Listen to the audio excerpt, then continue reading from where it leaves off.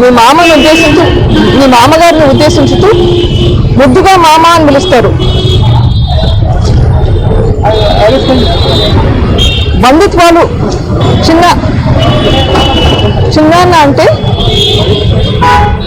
ఈ నాన్నతో సమానం. అట్లాంటి చిన్నాన్న చనిపోతే ఆ చావు వెనుక కుట్ర ఏంటి అన్నది నిర్ధారించకుండా ఆ చిన్నాన్న కూతురు మీదే నిందలు వేయడం ఏమన్నా న్యాయమా?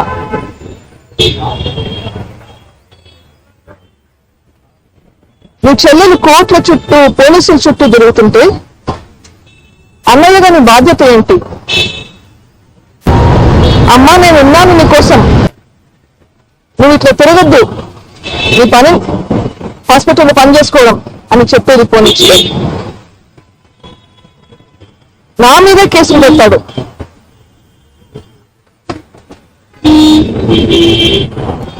ఇది ఏమైనా న్యాయమా?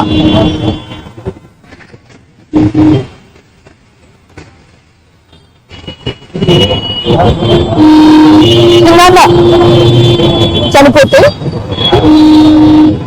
5 సంవత్సరాలు అయింది.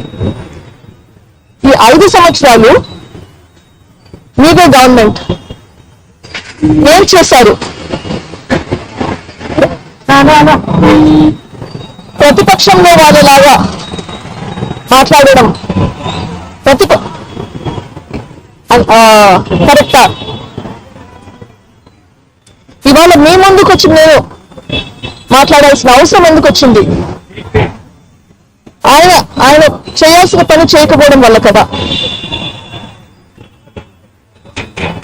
నేను నా అంతఃకరణ శుద్ధితో చెప్తున్నాను, నేను చెప్పేదంతా నిజం. ఆయన అట్లా చెప్పగలుగుతాడా? అది చెప్పినా నమ్మే పరిస్థితి మనకి. ఆయన ఒక మాట అన్నాడు, దేవునికి తెలుసు, ఈ జిల్లా ప్రజలకందరికీ తెలుసు వివేకం చిన్నానని ఎవరు చంపారు అని. కరెక్ట్గా చెప్పారు. దేవునికి తెలుసు, ప్రజలకందరికీ తెలుసు, మీకు కూడా తెలుసు. అందుకేనా చేయించిన వాళ్ళని అంతగా ప్రొటెక్ట్ చేస్తున్నారు.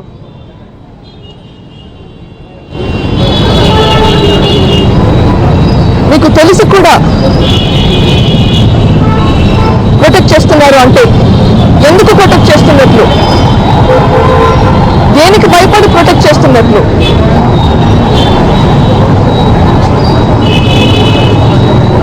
అని నేను అడుగుతున్నాను.